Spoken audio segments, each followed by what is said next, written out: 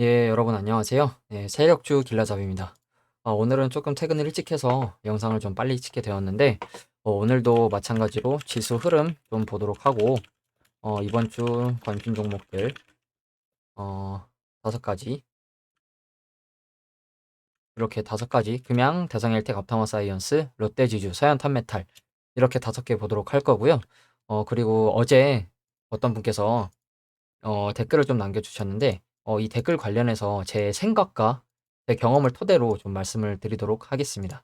이 내용은 이따 보면서 좀 보도록 하고, 먼저 지수 보도록 할게요.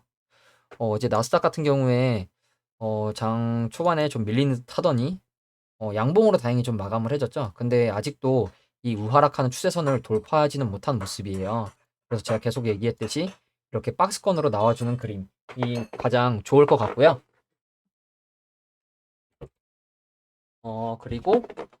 그리고 오늘 코스피 보시면 코스피도 오늘 지금 하락과 반등이 계속 반복해서 나오고 있죠. 그러면서 오늘도 이제 1.8% 정도 상승을 하고 마감을 해줬는데, 어찌됐든 코스피도 떨어지면 그만큼 이렇게 올라와 주면서 파동을 그리면서 옆으로 가주는 그림이 제일 베스트라고 저는 생각을 합니다. 이렇게 한번 터치한 바닥을 또 터치하는 건 정말 안 좋거든요. 그렇기 때문에 이 하락은 나오지 않는 게 좋다고 생각을 하고, 제일 베스트는 옆으로 가면서 횡보장을 좀 만들어 주는 거, 횡보장을 주다가 이렇게 상승해 주는 그림이 가장 좋을 거라고 생각을 합니다. 그리고 코스닥 코스닥도 보면 오늘 반등을 좀 해줬는데, 코스닥은 그래도 반등이 괜찮게 나오고 있는 것 같아요. 물론 여기서 다시 뭐 이렇게 빠질 수도 있지만, 어찌됐든 마찬가지로 이렇게 박스권 그림 만들어 주는 게 가장 좋을 것 같아요. 그래서 지금은 아직 이 하락장이 진행 중이기 때문에 끝난 게 아닙니다. 지금 옆으로 박스권을 만들어 가고 있는 과정인 건지, 아니면 한 파동 더 빠지기 위한 기술적 반등인 건지는 아직 아무도 모르기 때문에, 적어도 옆으로 가는 추세가 2, 3개월 정도는 나와줘야 횡보장으로 들어선 건가 하는 생각이 들 것 같아요. 왜냐면 이때도 횡보하는 것 같더니 올랐다가 빠지고, 이때도 횡보하는 것 같더니 바로 빠지고, 그렇기 때문에 적어도 2, 3개월, 최소 3개월 정도는 옆으로 가는 모습이 나와줘야 하지 않나 하는 생각을 하고 있습니다. 그리고 이번 주 관심 종목 하나씩 보면, 대성 일텍 보도록 할게요. 대성 일텍 보면 지금 제가 분석해 드렸을 때보다 지금 20 몇 프로 상승이 나와줬는데, 거래량 없이 그대로 다 반납을 하고 빠졌죠. 근데 오늘도 이 224일선을 지키고 있는 모습이에요. 그렇기 때문에 이 구간을 손절 라인으로 잡고 들어가기엔 괜찮긴 한데, 또 단기적으로 봤을 땐 이렇게 쌍봉을 찍고 빠지는 그림이기 때문에 더 하락할 수도 있어요. 그렇기 때문에 지금 여기에서 매매를 하시려면 꼭 손절 라인을 정하셔서 매매를 하셨으면 좋겠고, 최대 112일선, 왜냐면 112일선도 지금 시간이 좀 지나면 구름다리를 이탈하는 가격대이기 때문에 최대 112일선까지만 매매를 하시는 게 좋을 것 같아요. 왜냐면 여기를 이탈하게 되면 이 하단 박스권으로 다시 들어가기 때문에, 다시 이 바닥인 600원대를 보러 갈 수도 있기 때문에, 이 구간에서는 뭐 하락을 견딜 수 있을 만큼 분할 매수를 하시겠다면, 여기서는 소액, 또 소액, 그리고 바닥에 왔을 때 좀 큰 금액으로 들어가시는 게 나을 것 같고, 현 구간에서는 소액으로만 진입하시는 게 좋을 것 같습니다. 그리고 다음으로 앞타머 사이언스. 뭐 앞타머 사이언스 오늘 또 보시면 이 111선 위를 지켜주고 있죠. 그렇기 때문에 큰 그림으로 보면 이렇게 눌렀다가 들어 올리고 한번 눌림목 주고 다시 가는 그림으로 저는 보고 있기 때문에, 현재 구간에서는 이 112일선을 손절 라인으로 잡고 진입하기에 괜찮은 가격대라고 생각을 합니다. 그리고 하락하면서 거래량이 많이 안 나왔다는 점. 그렇기 때문에 이 종목도 아직 괜찮게 보고 있어요. 그리고 서현 탄메탈. 서현 탄메탈도 보시면 지금 이 크게 하락하던 추세를 돌리고 돌린 상태에서 눌림 자리이기 때문에, 이 종목도 어디까지 눌릴지 모르겠지만 이렇게 다시 깨고 내려가는 가능성보다는 이렇게 눌리고 다시 가는 그림을 저는 보고 있거든요. 그렇기 때문에 서현 탄메탈도 지금 구간에서 계속 지켜주고 있죠. 이 112일선을 112일선을 지켜주고 있는 자리를 손절 라인으로 잡고 진입해 보시기엔 아직도 유효하다고 생각을 하고, 이 111선이 이탈된다. 그러면 한 번, 두 번, 세 번, 네 번이나 지켰던 자리이기 때문에 이탈하면은 하락이 좀 크게 나올 것 같아요. 제 생각에는. 그렇기 때문에 이 종목 같은 경우에도 현재 구간에서는 소액으로 받으시고 빠진다. 그러면 지금 최근에 상승이 하락을 하고 하락세가 멈췄던 이 자리 4,000원대까지 다시 갈 수도 있어요. 그래서 이 자리에서는 지금 현재 이 112일선에서는 1차 정도 받으시고 만약에 손절하시겠다 싶으신 분들은 뭐 1차, 2차 상관없이 그냥 현재 자리 지켜주는지 보고 지켜주면 좋은 그림이 나오는 거고 안 지켜주면 빠지면 손절하시면 될 것 같고요. 손절 라인이 굉장히 짧기 때문에 만약에 나는 추세 돌린 것 같기 때문에 추가 매수로 대응할래. 그러면 여기서 매수하시고 이 내려오는 와중에 계속 매매하시기보다는 적어도 여기까지 왔을 때, 이 구간까지 왔을 때 매매를 하시는 게 저는 좋을 것 같아요. 현재 구간에서 1차 받으시고 이 6,300원대에서 4,700원까지면 폭이 굉장히 크기 때문에 하락이 크게 나올 거예요. 만약에 빠지면 하락이 크게 나올 거라고 저는 생각을 해요. 그렇기 때문에 적어도 이 하단 박스권 위는 지켜줘야 하지 않나 하는 생각을 갖고 있고 이 구간은 이 하단 박스권으로 들어가기 때문에 지켜주는 그림이 나와줘야 할 것 같아요. 그리고 다음 종목으로 롯데지주. 롯데지주도 보시면 어제 제가 이 우상향하는 추세를 이탈했다고 말씀을 드렸죠. 그리고 오늘 다시 상승이 좀 나와줬는데 이런 종목 같은 경우에는 다시 추세선으로 들어오고 안착했을 때 이런 자리에서 매수를 하시는 게 저는 좋아 보이고요. 지금 어찌됐든 448일선에서 제 기술적 반등 아니면 이 현재 구간에서는 여기 손절 라인은 자꾸 들어가도 괜찮을 거라고 말씀을 드렸는데 일단 오늘은 반등이 어느 정도 나왔다는 거. 그렇다고 해서 여기서 이렇게 무조건 다시 간다는 보장이 없어요. 여기서 다시 이 추세선 저항 맞고 다시 빠질 수도 있기 때문에 현재 구간에서도 일단 이 박스권에서 매수하신 분들은 손절을 하셨을 거라고 생각을 하고 이 자리에서 만약에 매수하신 분들은 이 자리 꼭 손절 라인으로 정하시고 이탈하면 자르는 걸로 저는 대응하셨으면 좋겠습니다. 그리고 금양. 금양은 차트가 괜찮은 것 같아요. 지금 보시면 크게 봤을 때도 바닥권이고 최근에도 지금 448일선 위아래에서 파동 주다가 지금 스멀스멀 올라왔죠. 그리고 제가 이 구름대를 지켜주는 모습이라고 말씀을 드렸는데 구름대 지키고 장기동 평균선 3개가 모여있는 곳까지 올라왔어요. 그렇기 때문에 이 구간을 손절 라인으로 잡고 진입해봐도 될 것 같아서 저도 오늘 매수를 했습니다. 저도 오늘 4,840원대에서 매수를 했고 매수한 걸 보여드리면 금양 오늘 오늘 4,835원에 매수가 됐네요. 4,835원에 103주 50만원치 샀습니다. 50만원치. 지금 같은 증시에서는 소액으로 매매하는 게 심리적으로도 편하기 때문에 이 구간에서 이렇게 지켜주고 그림이 나올지 이탈하면 손절 라인이 짧기 때문에 그냥 자르면 될 것 같고요. 그래서 이 금양 같은 종목도 현재 어찌됐든 이 매집봉이 한번 떴고 거래량 없이 빠진 다음에 다시 반등이 나와주고 있다는 거. 그래서 금양도 이 장기동 평균선만 이탈하지 않으면 좋은 그림이 나올 거라고 보고 있습니다. 그리고 이제 종목 분석은 여기서 좀 끝내고 어제 어떤 분께서 이런 댓글을 남겨주셨어요. 뭐 길라자비님 해주신 종목 중에 삼진 L&D를 매수한 뒤에 주식만 볼 수 없어서 손절 5% 넉넉하게 자동 주문을 걸어두었으나 목금 코스닥 폭락과 함께 자동 매도되었다. 그 이후에 급등이 나왔다. 삼진 L&D 보시면 아마 이쯤에서 지금 매수를 하신 것 같으신데 이제 하락이 나왔다가 반등이 나왔죠. 9% 정도. 그리고 오늘도 위를 8% 정도 찌르는 상승이 나와줬어요. 그래서 급등 후 참 개미로서 쉽지 않은 부분이 손절 후 재매수인 것 같습니다. 그래서 길라잡인 시간 되실 때 차트 설정 영상 한번 만들어 주셨으면 합니다. 그리고 자동 손절과 자동 익절, 자동 매매에 대한 기준에 대한 의견 좀 부탁드립니다. 그리고 저는 서현 탑메타를 제 나름의 차트로 6,500원에 2,000주 매수하였고 아래에서 추매 계획을 세웠습니다. 자동 주문이 과연 하락장에서 유리한지 상승장에서 유리한 건지 궁금합니다. 자동 매매를 안 했다면 저는 삼진 L&D 좋은 기억으로 아직도 가지고 있었을 것입니다. 이렇게 말씀을 해주셨어요. 그래서 이 부분에 대해서 제가 좀 말씀을 드리고 싶은데 저는 이 부분의 의견도 어느 정도 일리가 있다고 생각을 하고 제 개인적인 생각과 경험을 토대로 좀 말씀을 드리려고 내용을 좀 정리를 해놨어요. 그래서 내용을 좀 보여드리면 자동 매매에 대한 기준. 자동 매매를 한다는 건 손절가나 수익가를 정해놓는다는 것이죠. 자동 매매를 하는 이유. 이거는 제 생각입니다. 주식은 제가 원하는 방향으로 흘러가는 경우보다 원하지 않는 방향으로 흘러가는 경우가 훨씬 많습니다. 그러면 이 원하지 않는 방향으로 흘러갔을 때 손절을 못하면 시드를 지킬 수가 없습니다. 그렇기 때문에 뭐 5% 크게는 10% 정도 이제 자동 주문으로 매수를 걸어두시면 물론 손절은 하게 되지만 시드는 지킬 수 있습니다.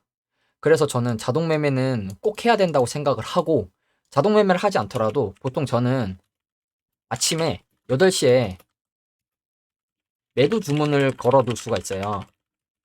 그래서 최근에 현대약품 13, 14% 정도의 매도 걸어놨는데 운 좋게 체결이 돼서 50만 원으로 7만 원 수익 봤습니다. 50만 원으로 7만 원 번 걸로 뭐 애게 뭐 이러실 수 있는데, 지금 같은 하락장에서는 저는 이 작은 시도로만 매매하면서 공부를 하고 있습니다. 그렇기 때문에 자동 매매는 꼭 필요하다고 생각을 하고, 자동 주문이 하락장에서 유리한지 상승장에서 유리한지, 저는 자동 주문을 하겠다는 거는 원하는 방향 또는 원하지 않는 방향으로 흘러갈 경우 작은 변동폭에서 대응을 하겠다는 거라고 생각을 해요. 수익을 주던 손절 마이너스가 되던 상승장과 하락장 모두에서 꼭 필요한 매매 원칙이라고 생각을 합니다. 저는 상승의 경우는 더없이 좋지만 하락의 경우 어쩔 수 없는 존버를 하게 되면 시드를 묶어두게 되죠. 그렇기 때문에 만약에 하락했을 때 손절을 안 한다. 근데 거기에 금액이 크게 들어가 있다. 그러면 빼지도 못해요. 왜냐면 손실 금액이 크기 때문에. 그러면 그때부터 어쩔 수 없이 장투, 가치 투자, 존버하게 되는 겁니다. 저는 이제 장투, 가치 투자를 욕하는 게 아니라, 그러면서 사람들의 심리가 이렇게 바뀌어요. 아, 나 존버할래, 장투할래, 아, 가치 투자해야겠다. 이런 식으로 바뀌어요. 그렇기 때문에 나만의 매매 방식을 정하고 그 방식대로 흘러가지 않을 경우 잘라내는 연습이 절대적으로 필요하다고 저는 생각을 합니다. 그러면서 이제 자동 매매를 하지 않았다면 수익을 볼 수 있었을 것이라고 말씀을 하시는데, 저는 결과론적인 얘기라고 생각을 합니다. 너무 차갑게 말씀드리고 싶진 않은데, 왜 결과론적인 얘기라고 생각을 하냐면 이 두 종목 코이즈 무학, 제가 실제로 매매했던 종목입니다. 근데 두 종목 다 손절했습니다. 그래서 제가 매매한 기록을 보여드리면서 말씀을 드릴게요. 먼저 코이즈 보도록 할게요. 코이즈 보시면 이렇게 약간 급등이 나오고 하락할 때는 장기동 평균선 근처에서 한 번씩 반등이 나와요. 보이시나요? 이렇게 양봉이 한 번씩 26%. 그래서 제가 448에서 반등 먹으려고 이때 매수를 이때쯤 했었거든요. 제가 매수한 내역을 보여드리면 코이즈 보시면 제가 요때 산 게 보이시죠? 요때 샀었는데 여기서 왜 안 보이는지 모르겠는데, 이게 4월 12일이죠. 4월 12일에 보시면 이때 448일선에서 여기 손절 라인 잡고 들어가려고 매수를 했었어요. 근데 4월 18일 날 13% 상승이 나왔죠. 근데 제가 욕심부려서 20%의 매도를 걸어놨었어요. 그래서 체결이 안 되면서 이 13%마저 못 먹고 이렇게 하락이 나오길래 448일선 몸통으로 이탈하면서 바로 손절을 했거든요. 그 다음에 어떻게 됐을까요? 이렇게 상승이 나와줬어요. 근데 저는 이렇게 상승이 나와주면 지금은 어떻게 생각하냐면, 아, 들고 있을걸. 가지고 있을걸. 이게 아니라, 아, 손절했는데 이게 여기서 다시 추세 안으로 들어가면서 상승이 나오네? 아, 하나 배웠다. 이렇게 저는 생각합니다, 요새는. 전에는 저도 이랬어요. 아, 들고 있을걸, 가지고 있을걸. 근데 지금은, 아, 손절했는데 이게 다시 추세선 안으로 들어가면 상승이 나오네? 다시 추세선 안으로 들어가고, 안착하고, 엄청난 상승이 나왔죠. 근데 저는 이런 종목들 아쉽지 않습니다. 물론 아쉽죠. 아쉬운데, 그래도 나 50만 원 소액으로 매매했기 때문에 이때 손절 3만 원인가? 3만 원 했습니다. 3만 원. 손절 3만 원 했어요. 그렇기 때문에 이게 추세선 안으로 다시 들어가면, 이 448선 이탈했다가 다시 들어가면 안착했을 때 한번 들어가 볼만 하겠구나. 이렇게 하나를 배운다고 저는 생각을 하고요. 그리고 다음 종목으로 무학. 무학 이거 소주 관련주인데 코로나 이제 끝나고 이제 수혜를 좀 볼 것 같아서 그리고 거래량도 저점에서 굉장히 많이 들어오길래 야 이거 추세 바꾸고 가겠다 싶어서 제가 언제 샀냐면 이 10,000원대쯤에 한번 샀었어요. 10,000원대쯤에 샀는데 보여드릴게요. 무학. 무학 보면 제가 이때 샀죠. 2월 17일 날. 2월 17일 날 샀는데 2월 10 2월 16일인가요? 2월 16일이네. 2월 16일 날 2월 17일 날 샀네요. 2월 17일에 2월 17일에 10,000원대에 샀는데 그 다음날 바로 18% 상승이 나와줬어요. 야 이거 잘 샀다. 더 가겠다. 냅뒀죠. 근데 빠지더라고요. 그래서 2월 24일 날 또 추가 매수했습니다. 그래서 제가 이때 매수한 금액이 얼마냐? 무학 300만 원치 샀습니다. 근데 제가 운영하는 시드가 3,000이라고 했죠.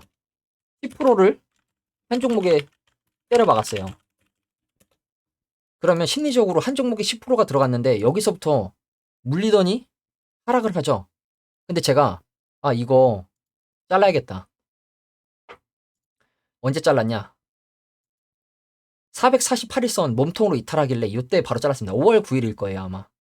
5월 9일. 5월 9일 맞나요? 볼까요? 예, 5월 9일 날 448일선 몸통으로 이탈하길래 이것도 늦게 한 거예요. 근데 지지선 깨지면 이탈해야겠다 해서 5월 9일 날 손절을 했어요. 어떻게 됐습니까? 5,600원까지 빠지고 지금 6,000원대죠. 이게 물론 중간중간에 반등이 나왔지만 지금 보시면 결과론적으로 봤을 때 손절을 안 했으면 지금 제가 10,000원대 샀으니까 40%입니다. 마이너스 40%. 손절 안 했으면 마이너스 40%입니다. 40%. 300만 원에 40%면 120만 원이죠. 근데 제가 손절을 20%대 했어요. 그래서 60만 원 손절했습니다. 60만 원. 근데 대신 저는 60만 원 손절을 했지만 기분은 안 좋죠. 근데 시드 지켰다. 시드 지키고 저는 심리적으로 더 편안했어요. 그렇기 때문에 저는 자동 매매를 하지 않았다면 수익을 볼 수 있었을 것이다. 이거는 결과론적인 얘기라고 좀 말씀을 좀 드리고 싶고, 그리고 제가 구독하는 유튜버 분들 중에 안태님이랑 공모광 김정수님 있어요. 이분들은 제가 실제로 제가 구독하고 있는 분들 중 한 분이에요. 그래서 보시면 와조스키님, 안녕하세요. 와조스키님, 시윤주씨님, 강희사님, 그 불개미님, 그리고 단태님, 종모관 김정수님, 제가 지금 구독하고 있는 분들인데 이분들은 이렇게 얘기를 하세요. 내가 산 종목, 단태님, 내가 산 종목이 40%까지 빠질 수 있다는 생각을 갖고 시나리오를 세워서 분할로 매매해라. 시나리오, 원하는 대로 그림이 안 나올 경우 손절할 것인가, 추가 매수를 할 것인가, 손절 라인은 어느 가격으로 할 것인가, 손절을 해야 하는 상황이 오게 된다면 심리적으로 불안해하지 않고 손절할 수 있는 금액 수준인가, 내가 심리적으로 감당할 수 있는 금액인가 하는 거예요. 근데 대부분의 개미들은, 개인 투자자들은 몰빵 아니면 적어도 큰 시드, 뭐 1,000만 원, 억대 이렇게 한 종목에 들어가죠. 분할이 아니라 단일 풀매수로. 그렇기 때문에 단태님이 말씀하시는 건 이거예요. 내가 산 종목이 40%까지 빠질 수 있다는 생각을 갖고, 그래서 제가 계속 말씀드린 상진전자라는 종목, 제가 이 장기동 평균선 위에서 4,000원대에서 샀다고 했어요. 근데 저는 이때도 어떻게 말씀을 드렸냐, 이때 4,000원대 샀지만 빠지면 이 구간에서 한 번 더 살 거고, 더 빠지면 이 구간에서 한 번 더 살 거라고 말씀을 드렸었어요. 1차, 2차, 3차 이렇게 나눠서. 그래서 저는 이렇게 나눠서 지금 매수를 한 상태입니다. 그렇기 때문에 단테님 같은 경우에 그럼 손절 라인은 어떻게 정할 것이냐, 내가 심리적으로 감당할 수 있는 금액인가. 그래서 저는 지금 상진전자 총 200만 원 들어가 있습니다. 200만 원 들어가 있습니다. 근데 여기서 손절 해봐야 100% 해봐야 200만 원입니다. 월급 한 번 날렸다, 가볍게 생각할 수 있어요. 가볍게 생각할 수 있는, 심리적 감당할 수 있는 금액입니다. 근데 크게 들어가시면 500만 원, 1,000만 원 뭐 이렇게 들어가시겠죠. 저보다 시드가 크신 분들은. 근데 저는 심리적으로 감당할 수 있는 금액으로 매매를 하고 있습니다. 그리고 공모관 김정수님, 손절을 못하는 버릇 때문에 묵혀두다가 하루에 최대 2억대까지 손절을 했던 적이 있으시다고 말씀을 하세요. 종목왕 김정수님 같은 경우에는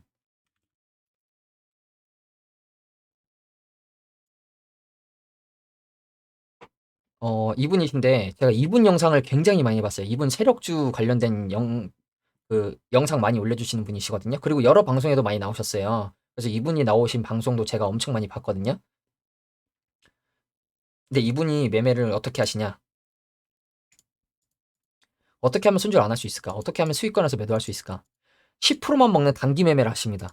욕심을 절대 부리지 않고 10%만 먹고 나오세요. 그리고 무손절 원칙으로 4차 분할 매수, 4분할까지 생각해서 매매를 하십니다. 그래서 세력에 들어왔다는 신호가 있을 때, 매집봉 또는 거래량이 있을 때 4차까지 분할 매수를 하겠다는 생각으로 매매를 하십니다. 대신 이분은 1차 매수 금액이 저희랑 비교가 안 되겠죠. 이미 1차 매수만 해도 수익 나면 엄청난 금액이실 거예요. 근데 저는 이거는 동의합니다. 무손절 원칙으로 4차 분할 매수. 손절을 안 할 거라면 철저하게 분할 매수로 하셔야 돼요. 어디서 사고, 어디서 사고, 어디서 사고, 어디를 타면 자를 것인지. 그렇기 때문에 저는 이분들의 말이 절대적으로 정답이라고 생각은 하지 않아요. 저는 근데 이분들의 말을 듣고 이분들의 매매 방식을 따라가려고 하고 있습니다. 왜냐면 이분들이 하라는 대로 제가 연습을 하고 매매를 해보니까 정말 가장 큰 점, 가장 큰 이점, 심리적으로 좀 여유로워지고 편안해집니다. 불안해하는 심리적인 압박감이 많이 줄어들었어요. 없다고는 할 수 없지만 이분들이 하라는 대로 매매를 해보니까 살 때는 분할, 살 때는 분할, 그리고 손절은 짧게 또는 타이트하게. 짧게 타이트하게 뭐 비슷한 말인 것 같은데 짧게 또는 아니면 손절을 좀 안 할 거라면 최대한 분할로 나눠서 적은 시드로. 그렇기 때문에 저는 아까 이분께서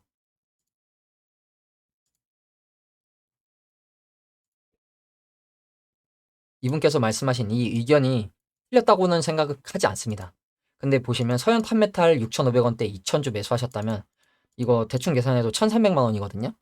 지금 1차 매수를 1,300만 원 정도 하실 수준이시면 시드가 굉장히 크신 것 같아요. 근데 저는 이 김영주라는 분께 드리고 싶은 말씀, 이 1,300만 원을 1차 매수하셨는데 빠지거나 아니면 추가 매수했는데도 손절하게 될 경우가 생긴다면 심리적으로 감당하실 수 있는 금액이신지 이걸 좀 먼저 생각을 하셨으면 좋겠어요. 이게 가능하시다면 추가 매수 지금 이렇게 매수하시고 추가 매수하셔도 저는 될 거라고 생각을 합니다. 그렇기 때문에 저는 이분의 의견에 대해서는 제 경험과 제가 손절했던 경험과 그리고 공부했던 경험으로 제 생각으로 토대로 말씀을 드리면 저는 이렇게 말씀을 드리고 싶고요. 그리고 마지막으로 이 차트 설정 영상 한번 보여달라고 하셨는데 차트 설정 영상 간단하게 보여드릴게요. 보시면 제가 이제 이동평균선이랑 이 구름대, 일목균형표, 그리고 거래량, RSI, 스토캐스틱 이렇게 쓰고 있는데 이 거래량이랑 차트는 기본적으로 나오죠. 근데 이동평균선을 어떻게 설정하냐? 지표 추가라고 있어요. 간신지표, 뭐 가격지표, 전체지표. 그러면 여기서 이동평균선을 찾아서 들어가시면 이런 창이 나와요. 몇 주기를 어떻게 할 것인가? 저는 5, 15, 33, 56, 112, 224, 300, 448 이렇게 쓰고 있는데 원래는 300일선은 안 썼었어요. 근데 최근에 와조스키님이 300일선을 쓰시길래 300일선도 한번 넣었습니다. 그리고 뭐 종가 기준으로 할 거냐, 시가 기준으로 할 거냐, 당연히 종가 기준으로 해야겠죠. 그리고 이 단순 이평이 있고 지수 이평이 있는데 단테님이 지수 이평을 쓰시더라고요. 근데 저도 정확히 지수 이평을 쓰는 이유는 모르지만 단테님이 지수 이평을 쓰시길래 저도 다 지수 이평으로 이렇게 쓰고 있고 한 가지 더 팁을 드리자면 112일선부터 448일선까지 장기 이동평균선 개념으로 보는데 이 굵기를 좀 두껍게 2포인트 내지 3포인트로 해서 이 장기동 평균선을 좀 두껍게 해서 보고 있어요. 보시면 이 단기동 평균선들은 얇은데 장기동 평균선들은 조금 더 두껍죠. 그렇게 이렇게 세팅을 해서 보고 있고, 이 구름대는 어떻게 설정하냐면 선행 스팬이라고 있는데, 이것도 지표 추가해서 일목균형표를 추가하실 수가 있어요. 그럼 일목균형표를 추가하시면 이렇게 나오거든요. 처음에 기준 전환 후행 1, 2, 그 선행 스팬 이렇게 있을 거예요. 근데 저는 나머지 다 안 쓰고 선행 스팬을 하시면 선행 스팬 1이 있고 2가 있어요. 선행 스팬 1, 2를 색깔을 똑같이 맞추시면 이렇게 구름대가 형성이 됩니다. 아래 선행 스팬 1, 2 이렇게 보이시죠? 이 선행 스팬이라는 말은 뭐냐면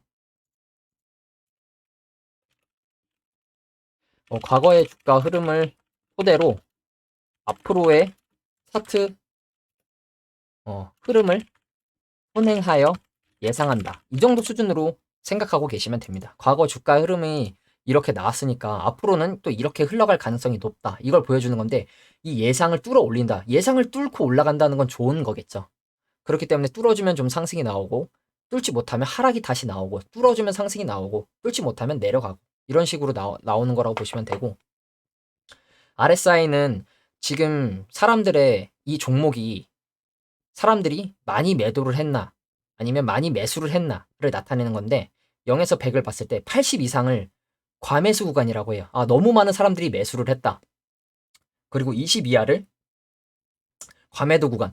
이거 사람들이 너무 많이 팔았는데 너무 가격적으로 싸진 느낌이 있는데 해서 단순하게 보시면 이러한 지표인데 이거는 언제까지나 보조 지표입니다. 그래서 보조 지표상 지금 차트상으로 봤을 때도 많이 빠졌는데 RSI도 좀 많이 낮은 상태네. 그럼 이 구간에서 한번 매수 받아봐야겠다. 그렇기 때문에 보조 정도로 활용을 하시면 되고 RSI는 마찬가지로 지표 추가해서 뭐 관심 지표, 가격 지표, 전체 지표 하시면 뭐 이렇게 RSI 있죠. RSI 선택을 하시면 RSI가 있고 RSI 시그널이 있어요. 근데 RSI 시그널은 안 쓰고 RSI만 기간 14, 2주, 기간 14로 해서 보시면 되고 이렇게 왔다 갔다 하면서 실제로 과매도권에서 매수를 하시고 과매도권에서 매수를 하시고 과매수권에서 매도를 하시고 이렇게 매매하시는 분들도 계세요. 제가 알기로는. 그렇기 때문에 이 RSI는 언제까지나 보조로만 활용하시길 바라겠고 스토캐스틱은 이 RSI랑 비슷한 개념인데 주가가 현재 주가의 위치가 높은가 낮은가 이걸 좀 나타내주는 지표인데 스토캐스틱 슬로우라는 지표를 써요. 그래서 이제 환경색 이것도 마찬가지로 이 지표 추가를 하시면 나오는데 스토캐스틱 슬로우라고 있죠. 이걸 선택해서 하시면 스토캐스틱 K선이 있고 D선이 있는데 저도 이 선들이 의미하는 건 정확히는 몰라요. 근데 이거를 20, 12, 12 이렇게 설정을 하시고 지수 이평으로 하시고 이 K라는 선을 저는 갈색으로 하고 있고 D를 초록색으로 하고 있는데 이 K선이 D선을 아래에서 뚫어 올려줄 때 골든 크로스라고 얘기하죠. 이때 보통 좋은 흐름이 나오고 위에서 반대로 뚫고 내려올 때 데드 크로스라고 하죠. 뚫고 내려올 때 주가 흐름이 깨져요. 그쵸? 보시면 이때 쭉 올라가고 깨지니까 내려오죠. 근데 보조 지표이기 때문에 이게 절대적인 게 전혀 아니에요. 왜냐면 여기서 이렇게 뚫어 올려주는 척 하더니 여기서 다시 내려오죠. 그러니까 보조 지표로만 활용을 하시고 저는 지금 이 보조 지표는 차트를 먼저 보고 보조 지표도 한번 봐볼까? 보조 지표도 지금 바닥 수준이네. 이렇게 보면서 그러면 여러 가지 근거로 봤을 때 이건 정말 바닥일 가능성이 있구나 하면서 매수를 하는 방법이고요. 그래서 저는 물론 볼린저 밴드도 지금 쓰고는 있는데 볼린저 밴드는 너무 지저분해서 지금 안 쓰고 감춰놨어요. 볼린저 밴드는 지표 숨기기 일어났어요. 지표 보이게 하면 이렇게 나오거든요. 하한선, 볼린저 밴드 상한선, 지표값 보기 이렇게 나와요. 지표값, 지표 보이기 상한 한 이렇게 나오는데 엄청 지저분해지죠 차트가. 그렇기 때문에 볼린저 밴드는 현재 지표 숨겨놓고 안 보고 있는 상태고 이 캔들 모양과 그리고 이동평균선 그리고 일목균형표 선행 스팬으로만 지금 차트 보면서 매매하고 있습니다. 그래서 이제 오늘은 이 부분에 대해서 말씀드리느라 좀 시간이 길어졌는데 꼭 한 번은 말씀을 드리고 싶었고 저는 이러한 생각으로 매매를 하고 있다는 점. 제가 하는 게 정답은 아닙니다. 제가 하는 게 정답은 아니지만 저는 제 생각으로 정답에 가까운 매매를 찾기 위해 노력하는 중이라고 말씀드리고 싶습니다. 말씀드리고 싶습니다. 그렇기 때문에 여러분들도 여러분들만의 매매 방식과 전략을 세우셔서 매매하셨으면 좋겠습니다. 네, 오늘 영상은 여기서 마무리하도록 하겠습니다. 네, 감사합니다.